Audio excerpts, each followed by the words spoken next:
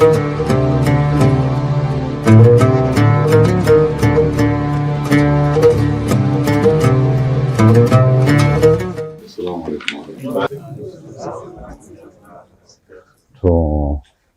maybe Madam Ektaw, you should start with introduction. Salawat.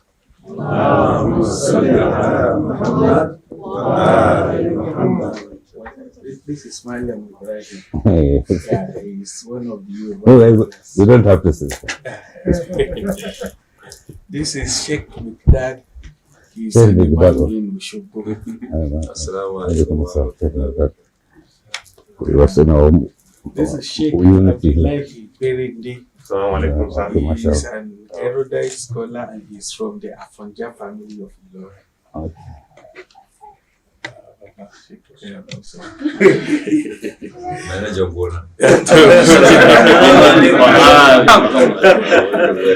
This is Malam Masood Adepoju.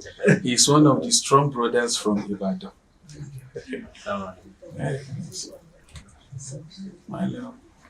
Okay, this is Sheikh Sharif. Sheikh Sharif is the personal bodyguard of Sheikh Berende, and he is also the person that takes care of his life and his drugs. Allah does that. Allah does that. Bismillah, sorúkọ yín sá. Orúkọ tèmi ni Mùsùlùmí Jimoh Láti láti ìlú Ọ̀fà. ìlú Ọ̀fà. Àkàndé ni mo gbé Zizi. Okay, shi dan Ọ̀fà ne Musliudeen. Bismillah. Muhammad Kasim Abdulsalam Ọlọ́ba láti ìlú Ọ̀ṣun Ẹdẹ. Ṣùgbọ́n bó lẹ bí èsì Zaria City. to madalla. Shi cikin yan uwa na Zaria ne amma mutumin Ẹdẹ ne a Ọ̀ṣun State. Malam Bashiru Zakariya yana cikin manyan yan uwanmu a Ilori. Ga Malam Salu Alfazazi daga Owerri yana cikin jinin limanci a Ibadan. In fact, babansu ya sauka limanci sannan aka nada baba Abota Mokekere, amma shi yana limanci ne a Owerri. Owerri yake limanci? Owerri cikin community din Yarbawa a Owerri. Ga Fatima Zakariya, ga kuma Fatima Ahmad, ita daga Lagos take. To ga sister Ejema Binu Ebron Militi Rukori. Yawa ita diyan Sheikh Berende ne. Da matan Sheikh Berende za ta zo to an hana ta dama wurin aiki, shi ta ce diyanta ta wakilta. Yawa to Hajiya Rizkat ita ma cikin yan uwa ne na ainihin Ilori. To ni suna na Miftahu. Sorry. Bismillah. Ni kuma suna na Shehu Muhammad daga Dandume. Amma dan asuli dan Ogbomoso ne. Wani communist Suleiman Muhammad su ga Dandume da Abi. Su biyu din nan Dandume suke amma mutanen Ogbomoso ne. Wurin shigo da su. Malam Nuruddin Umidiji haifaffen ɗan Ibadan ne, yana cikin babban yan uwa na Ibadan. Bismillah. Orúkọ tèmi ni Sheikh Ibrahim láti Ìlọrin àmọ́ Kaduna mo gbé. To shi ma daga Ilori yake amma mazaunin Kaduna ne. Okay. Mashallah. أعوذ بالله السميع العليم من الشيطان الرجيم. بسم الله الرحمن الرحيم. وصلى الله على سيدنا ونبينا وحبيب قلوبنا وشفيع ذنوبنا أبي القاسم المصطفى محمد. اللهم صل على محمد وعلى محمد وعلى آله الطيبين الطاهرين المعصومين سما بقية الله صاحب الأصل والزمان أرواحنا روح فدا. السلام عليكم ورحمة الله تعالى وبركاته. First of all, I have to start by welcoming you all to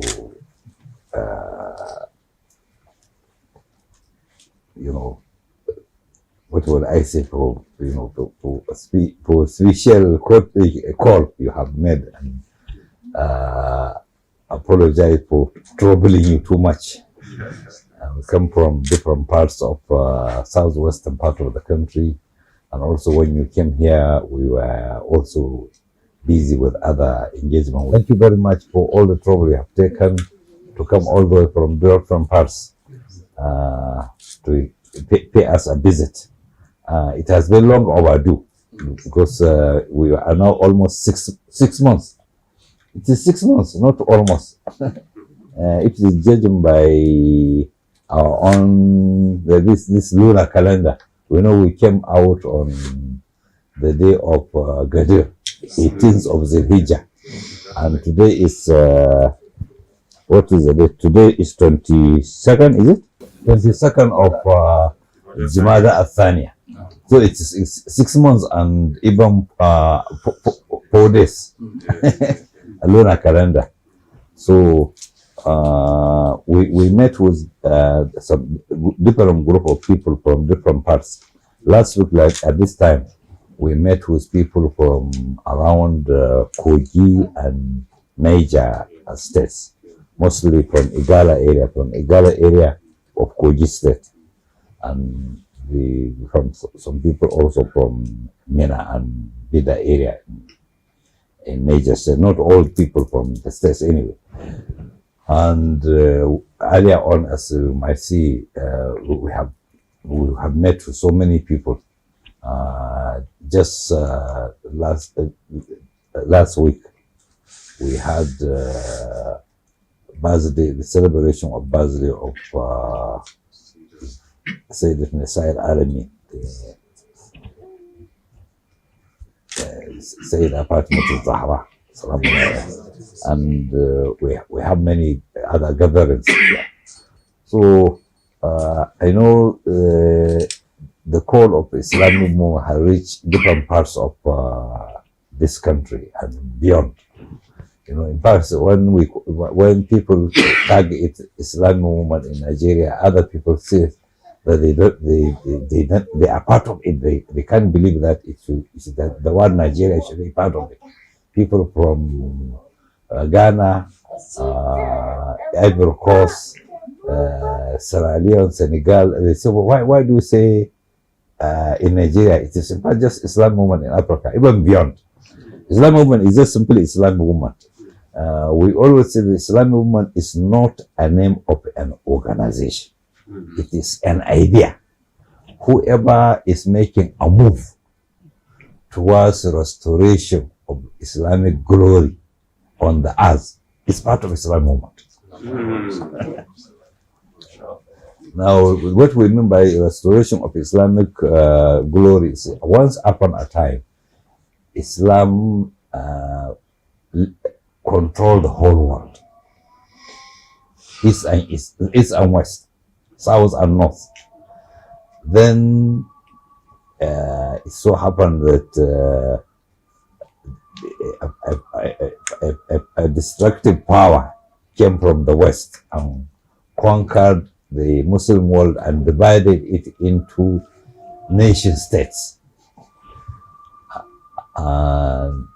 It all patterned and after the Western idea, and Islamic control became a thing of the past. It became history.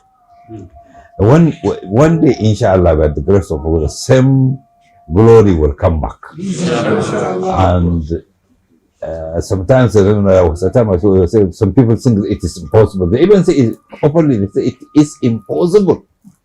It is not, you are not living in the 18th century. Hey, this is, what is this? This is 22nd century? 22nd century. This 22nd century. You're not living in those centuries when you are able to control the world. So, okay, why the fear?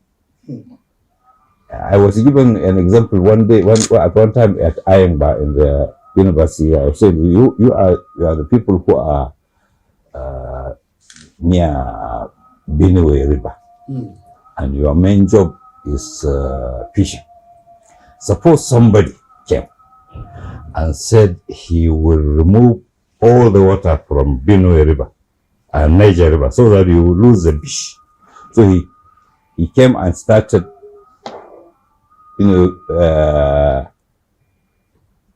fetching the water with bucket and throwing it out. And say, I will remove all the river so that you will get no fish. Will you fear? We say, oh, this man look at how he's trying to, using bucket trying to remove all the water.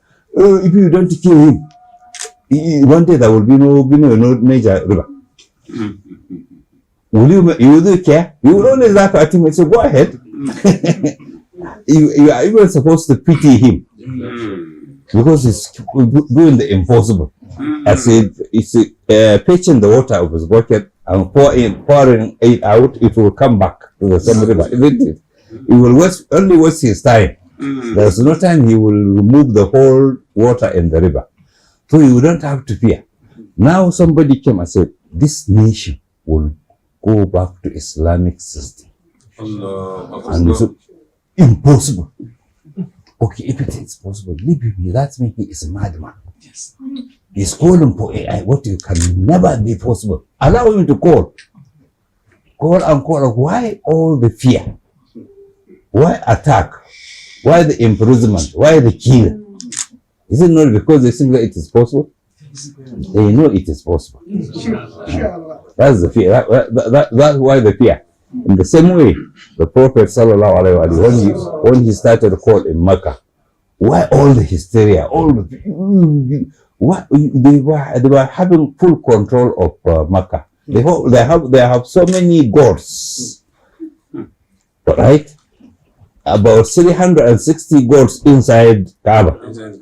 So and so many around, and so there are so many gods to the extent that every family, apart from the gods of the towns, they have the gods of the family. Even an individual will have his own god in his own cottage. So this man came and said there's only one God. So you who have so many gods, what do you have here? After all, his God is only one. Why all the fear? Why all the persecution? Because they know for sure what this man is saying is truth. And one day, all those so-called gods will be vanished. They know very well. And that is the end of the control of the people, because they no control the people by telling that these gods will strike you if you don't do as we say. You know, they wouldn't say they are the gods themselves. They say the gods told them. You know, those who speak on behalf of so-called, those gods do not speak. They don't say anything. In fact, they made the gods themselves with their own hands. So they are even better than the gods. But they think that, they strike fear on the people and tell them that these gods pursue danger. And if you don't give tax and pay tax, so that they will appease the gods, there will be calamity. And then when those taxes are collected, who will benefit? Is it the stone or the wooden god? Is the man who is in control. Now the man who is in control will now lose if people turn to worship the Almighty Allah. And that's why they did not agree. You understand what I'm saying? In the same way, today if you say we have to go back to Islam, so, it means our control, we will lose our control. Isn't it? That's all the fear. If you think it is impossible, you don't have to fear anything. After all, we are not saying that if you don't accept what we are saying, we are going to hit you. We didn't say that. And we are not holding even a stick. We are just talking. Why the fear? Because people will change. And I remember when this same Buhari man was military man, he overthrew Shagari when I was in prison. I was in Enugu prison. When I came out, virtually 6 months after coming out, I was arrested. And during the interrogation, they said the man who was interrogating was shouting, "You have written letters to university lecturers asking them to overthrow government." You know, I have written a letter to all Muslim lecturers in the country, and I was telling them that You as university, as academicians, you know the problem. And so many people do not know the problem, but you are in a position to know. And you have a lot of ample time because no one has spare time like you have. So you have the time to educate the people about what is the solution. People know the problem, but they do not know the solution. That was the content of my letter. It's a 1-page letter, not 2-page. And so this man was saying, you have written letters to lecturers, Muslim lecturers in the country, asking them to overthrow the government. Then I would say, overthrow the government? How? With a chalk or with a pen? So he kept us. How will they overthrow the government? With chalk? You know what? The lecturers, what do they have? Is it with chalk or with a pen? And then he said, well, but you are instigating them, asking them to change their mind. I said, but that's good. What's wrong with that? What is wrong with that? You are talking, and that talk makes sense. What is wrong with that? They say you have to keep quiet. You have to keep quiet. In the same way, now what they're asking us to is to keep quiet. And then let them do whatever they do, and not only to keep and to support them in whatever they are doing. Well, as you see, we have passed through different stages of tests, and this has been the worst. I don't know what they can do, whether they can do worse than what they did. I don't know. I can't imagine worse than what they did. These people went to the extent of not only shooting people with bullets, they shoot human beings with RPGs. Weapons meant for war between nations, between two armies, and they were shooting at people who were armless people. They were shooting at men, women, and children. And they burned people alive. They put diesel on people and then burned them alive. They also buried people alive.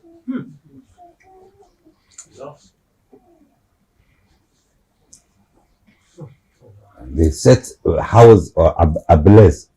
And when we were inside our house, they set the house ablaze and they were throwing grenade inside to make sure they made sure that there was no living thing inside the house. But Almighty Allah, who saved Ibrahim alayhi salam from the fire of Namrud, if they were surprised, they were seeing and were alive. One of the soldiers was asking, how did you manage to live in that fire? Which everything melted. I said, well, everything melted, but God so will. So we were alive. Not only were alive, even those they killed, a lot of them were not even burnt. They remained intact, as if they were sleeping. They also went to the extent of even excavating graves of those Matthias earlier killed by Jonathan, and they spent about over 1 month in the graveyard. I don't know what will be worse than that. What will be worse than that? Mass murder, men, women, and children. Well, all to know. Instead of the boys to die, the boys roll within the country and beyond. And you have seen the reaction of people in different parts of the world. In India, it was mentioned. You know, when it was said that the Prime Minister of India was asking, why do they detain this Zakzaky? Release him now. Which province is he in? He was thinking that Zakzaky was in India. They said, no, he was in somewhere away from, he was in Africa, in Nigeria. So he was thinking that he was in India because in one day they said there was demonstration in 55 different towns in India. Salawat.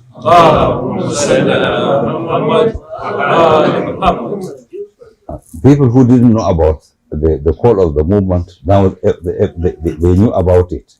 And even when we went to India for treatment, this government went and frustrated the airport. But the demonstration of the Indian people forced them to immediately abruptly return us, because they didn't know those people, these Indians, they would even go to the exam or even breaking the hospital and reaching us. They could do it. So they abruptly they took us back without treatment. They went and frustrated everything. Everything was arranged by our doctors there, but they did not even allow the doctors to see us. Yeah, at one time they allowed them to come into the hospital. Then they were given instruction that, well, the operations will not be in conjunction with you. Will only give you information, which means they will not be there inside the theater to know what they are doing. So they have their own plans, and Allah subhanahu wa ta'ala called their plan, and they return us abruptly. Well, in the same way, we are still having health issues. So alhamdulillah, the same God who kept us alive all these years is keeping us. We thank God for that. I know every area they have their own peculiar, what will I say, situations, I would say. Last time we were speaking with Igala people, they are complaining of language, and so on. I was telling them the language is no longer a barrier these days. I was giving them an example with Imam Khomeini. Imam Khomeini was speaking his special language, but we all know what he was saying, because it's been translated to different languages which other people will understand. So language is no longer a barrier. I know here we always speak Hausa. We speak Hausa because majority of people here are Hausa speaking. But the same Hausa could be translated in different languages, isn't it? I was giving them example with you see sometimes when some people are given talk, including some lessons, someone will be by the side giving same sign for the deaf. Yes. So deaf also are not left behind. Even in Husainia, we are having an event in Husainia. We collect all the deafs in one area, and someone will be translating to them with a symbol. So how much more when someone who could not understand the language, translation can be made. So you in your own area, when you will be speaking to people in the language they understand, or not only the language they understand in terms of saying Yoruba, even the idea they can assimilate. وما أرسلنا من رسول إلا بلسان قومه ليبين له. Allah Ta'ala is saying, we have not sent any messenger except with the tongue of his people, so that he will explain to them. So we are saying the tongue of the people does not mean just language. It also means the idea they can assimilate. There are some ideas which is peculiar to your own situation. Yeah, you have to, you know your situation better than others, and you know how you can speak to your own people, and how they can understand you. The same message, you have, maybe in the same way a teacher will teach small children. He will come down to their own level, as if he himself is a child, so that he can teach them. So also if they are in the nursery, he will go down and become so small boy himself. He will be behaving like a small boy, and the children will be laughing, and that's how we can teach them. Otherwise, they cannot. If we will give them lecture as a university lecturer, they will understand nothing. Yes. In the same way, if you are speaking with people, you know their mentality, you know how they can understand. You speak to them in the way they can understand, not only the tongue, but even the idea. which can, and you know, your peculiar area, even in the same area, in different areas, you know, even for example, what you can tell town people will be different from what you will tell to village people. You have to bring your mind to the level of village mentality. So that a village man can understand you. So you have to take the same message in the same way. That's the meaning, the language of the people. So, but the message is simple. We say it's simple. We are created by someone, and that someone who created us is someone who created us and given. He placed us on us for a purpose. And that purpose is we should live according to what he tells us. That's the meaning of being bicycle, Khalifa. We are not here to, we are not the owners of us, as those who rebel think that they are the owners. We are people who surrender to Allah subhanahu wa ta'ala. So we are waiting for Allah to say, what shall you do? Then we will obey. And he has already sent messenger with the message. And the messenger has done his job, has delivered the message. And the message is with us.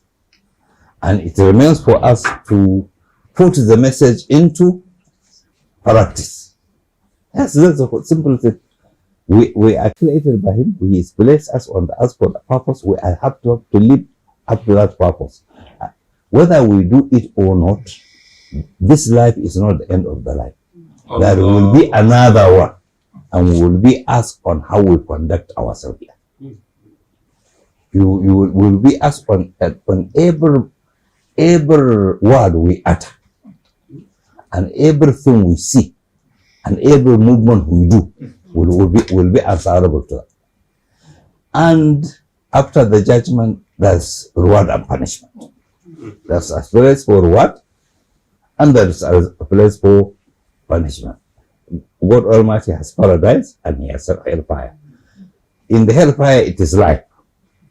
Since people think that people will be cast into fire and they will be buying their firewood. No, it is life.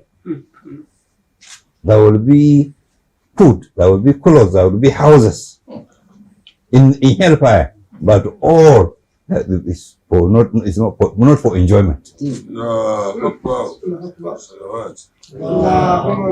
the paradise, it will be life also.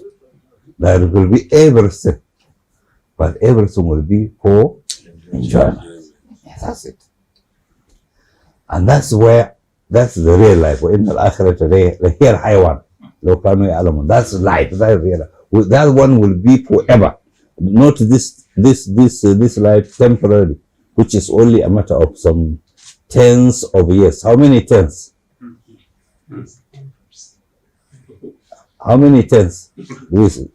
If 10 times 7, you are 7. After 70 is 80 years. So above 80 is old man.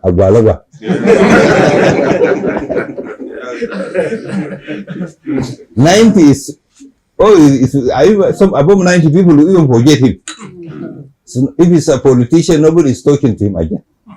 Nobody cares about above 90. It's now a patient. Above 100, how many? Between 80 and 100, life here is a matter of tens of years, not hundreds. Not hundreds. But the hereafter is not tens, it's not hundreds, it's not thousands, it's not hundreds of thousands, it's not millions, it's not billions, it's not trillions, it is infinity. It's infinity. And that life, you will live it, judging by how you live this life. How do you spend this short life? That's how we will determine how we spend on this endless life. So you see, this life is very important. Very, very important. Because this is the place you sow what you will reap in the hereafter. And it's so short. It's so short. You don't have to wait. And how much more when you have no guarantee? How many years you live? No guarantee. Who has guarantee? No guarantee. Do you have a guarantee that you have to live old? No. After all, even if you are going to live old, you have to, as much as possible, try to use your life when you have the ability. Because when you get old, you will be weak. You don't wait for until later in the year, later in your own life. It is now. So we don't have to wait. I know some people say, "Oh, look, you see, you are taking it too far. This life is just, it cannot be possible now. Wait until when we are strong." Okay, you wait until we are. So we will go in, and whether we get strength or not, but we will live up to what we can do until we finally come to raise our last. You don't have to wait. Now, there's no time for you to wait. This is the time. So, Alhamdulillah, I know the message has been is stronger in the north. People tell us, why is it that your activities are stronger in the north? They say, look, it is not a matter of policy. It is a matter of reality. Most of the Muslim people are in the north. That's the only thing. It's not because by a matter of policy we say, no, we are not going to go to the south. No. It is because the majority are here in the north. That's why you see it stronger in the north. But we have some presence in the south as well, particularly in the southwest, where I understand that most of the Yorubas are Muslims. About 2/3. Am I right? 60-70%. Okay, 2/3, I know more, maybe, are Muslims. Alhamdulillah. It's only maybe where we may be weak, will be in the southeast, where you have less Muslims. But even there also, to some extent, that the message goes there as well. I know there are some people who are calling for partition of the country into different parts. During detention of Mr. Buhari, when he was military man, we were detained in what do they call interrogation center in Lagos. It's a sort of security prison where you wouldn't know day and night. I was there for about from December to March. I was there for 3 months. From December 84, early December, to sometime in March 85. So we're together with one man from southeast, from Rivers, that was called Oriki. He was one time Attorney General of Rivers State. And one Chief Alakija from Lagos. Alakija. And myself and one Ibrahim. So we are discussing. So Oriki said, look, this country is true. It's clear that we can't live together. We have to part. What do you say? And then Chief Alakija says, yes. So you see, every time is people from the north continue to rule us, and nobody wants to be ruled. Is it necessary that we keep Nigeria? There's Sierra Leone, small country. There's Liberia, small. Why should we have big country like this? And then they came to me. What is your opinion? I said, in my opinion, if it is possible, we have to join hands with Cameroon, Chad, and Niger, so and Benin Republic, so that we will become stronger nation. In fact, if the whole West Africa will probably come back one country, I think it is better. See, you know, if however much you go on dividing yourselves, you still have division. Yes. You see, these people from southern part of this state, this people from central part of these people are dominated. Everywhere is human beings are like that. And there is no nation which contain only one linguistic group in the whole world. You see, I was giving them examples. Look, China, the biggest nation in the whole world. They are still calling for unification with Taiwan Island. Why should we, small country like this, we're asking for division?